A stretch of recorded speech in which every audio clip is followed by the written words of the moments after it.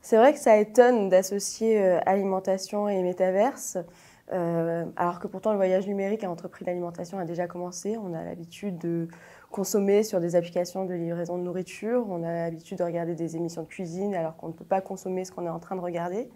Et on apprend également à produire de la nourriture grâce au numérique, on forme grâce au numérique et on produit de manière plus efficace grâce au numérique. Donc le métaverse peut être considéré comme une nouvelle étape de ce voyage numérique entrepris par l'alimentation. Et ce sujet métaverse, pourquoi il est arrivé aujourd'hui dans les mentalités, c'est notamment en raison des effets d'annonce du groupe Meta et de Mark Zuckerberg, mais c'est également en raison de la conjoncture et des confinements successifs liés à la pandémie du Covid-19, dans le sens qu'on a été habitué pendant les confinements à être plus présent dans des espaces virtuels et à entremêler l'espace virtuel et le réel. On a vu des événements commerciaux et culturels s'organiser dans des univers qui étaient au départ pensés uniquement pour le jeu vidéo. On a vu la Fashion Week, une Fashion Week organisée dans le jeu Animal Crossing. On a vu le concert de Travis Scott sur le jeu en ligne Fortnite qui a ramené 12 millions de spectateurs. Donc on a été habitué à cet entremêlement et c'est cet intérêt de cet entremêlement, c'est ça qui attire aujourd'hui les entreprises, c'est de voir l'investissement que les utilisateurs peuvent avoir dans des espaces virtuels et voir si cet investissement peut être réalisé pour l'entreprise dans un espace numérique. Et à côté de ça, il y a l'innovation technologique, l'émergence de la blockchain, les crypto-monnaies, la 5G, qui permet aujourd'hui l'émergence d'un espace, l'idée d'un espace immersif. Et tout ça dans un contexte générationnel, c'est-à-dire la génération Z, donc la Gen Z, qui est née entre la fin des années 90 et la fin des années 2010, qui, elle, est habituée à consommer dans les espaces virtuels, dans ses jeux vidéo notamment, qui a l'habitude de vouloir personnaliser son expérience. Et ces jeux sont au départ gratuits, les jeux vidéo, et aujourd'hui ils génèrent des milliards de dollars, car justement, il y a un investissement, parfois même pathologique, des utilisateurs dans ces jeux. Et c'est ça qui intéresse les entreprises. Et le métaverse peut offrir un espace aux entreprises de personnaliser cette expérience, d'offrir par exemple, acheter un terrain virtuel, créer un espace sur ce terrain et offrir une expérience aux clients pour qu'ils puissent découvrir la marque, découvrir les nouveaux produits et donc ne plus avoir l'impression de seulement consommer, mais également de vivre une expérience et de créer une communauté autour de la marque.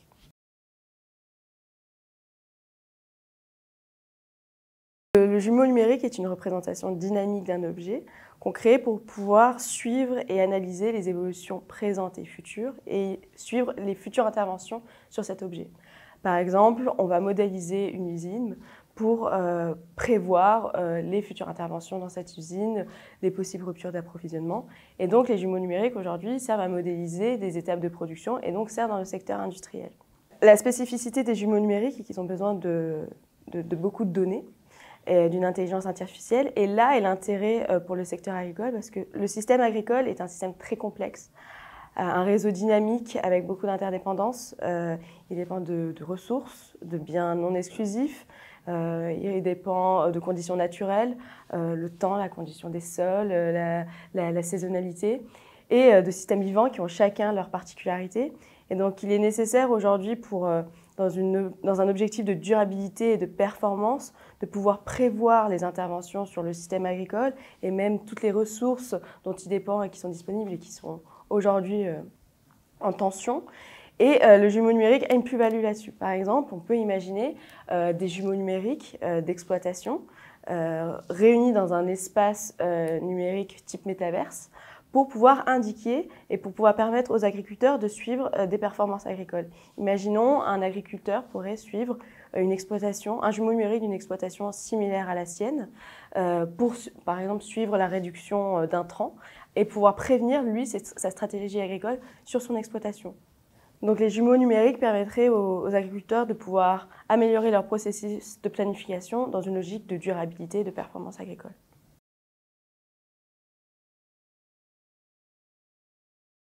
Les inconvénients, ou en tout cas les problématiques vis-à-vis du métaverse sont nombreuses. D'un point de vue environnemental, il n'y a pas d'études précises aujourd'hui sur l'impact environnemental du métaverse, car le métaverse est un pari technologique pour le moment.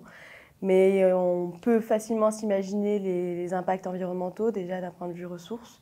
On sait que les processeurs des ordinateurs, les casques de réalité virtuelle, toutes les infrastructures numériques nécessaires au métaverse sont énergivores et nécessitent beaucoup de ressources, des ressources qui sont déjà en tension, telles le cuivre, l'or ou le lithium. On sait également que les capacités de recyclage de ces infrastructures et notamment des casques de réalité virtuelle sont considérées aujourd'hui trop imparfaites et trop onéreuses.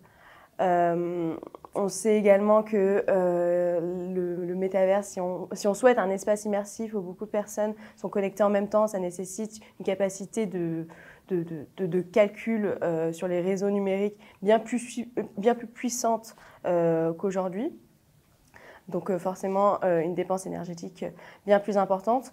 Donc il y a déjà ce point-là d'un point de vue environnemental, mais il y a également des risques socio-économiques. Il faut savoir que quand on parle de métaverse, c'est un terme générique. En réalité, on parle de plusieurs métaverses. Il y a plusieurs visions de métaverse, des visions très différentes. Et la vision d'un métaverse totalement immersif n'a été posée que par Mark Zuckerberg, donc le patron de Facebook, enfin du groupe Meta, pardon. Et cette vision d'un métaverse totalement immersif n'est pas souhaitable d'un point de vue psychologique et même physique pour les utilisateurs. Il y a des risques de troubles cognitifs liés à l'usage des casques de réalité virtuelle, mais également des troubles psychiques. Également d'un point de vue relations sociales, quelle place au contact humain dans un espace totalement immersif, ancré dans la réalité virtuelle, quelle place aux liens sociaux. Donc à ces barrières technologiques et à ces limites environnementales, il y a forcément un coût financier, donc investir dans des nouveaux ordinateurs avec de nouveaux processeurs, investir dans les casques de réalité virtuelle, tout ça c'est un budget. Mais également, on parlait d'agriculture tout à l'heure, il y a aussi la connectivité dans les zones rurales. Il faut pouvoir mettre des capteurs, améliorer la connexion, pour pouvoir également permettre la collecte de données, si on veut par exemple faire des jumeaux numériques d'exploitation. Donc tout ça, c'est un coût financier, mais c'est également aussi une vulnérabilité pour les exploitations, pour cette collecte de données. On expose les exploitations à des risques de vol de données, à des cyberattaques, vol de données qui pourraient permettre d'influer, ou en tout cas de spéculer sur les rendements et d'influer sur les prix. Donc ça également, c'est un risque. Et donc face à toutes ces questions, à tous ces enjeux, il y a forcément la question de la régulation, sauf que le métaverse, ça incarne la volonté d'un monde évolutif, sur une technologie très évolutive. Donc comment réguler un espace évolutif qui est donc forcément incertain, quel droit pour qui, quel droit en fonction des pays, une législation européenne ou non. Donc c'est beaucoup de questions, beaucoup de problématiques qui ont besoin de réponses, et c'est avec ces réponses qu'on pourra savoir si numérique et durabilité peuvent aller de pair.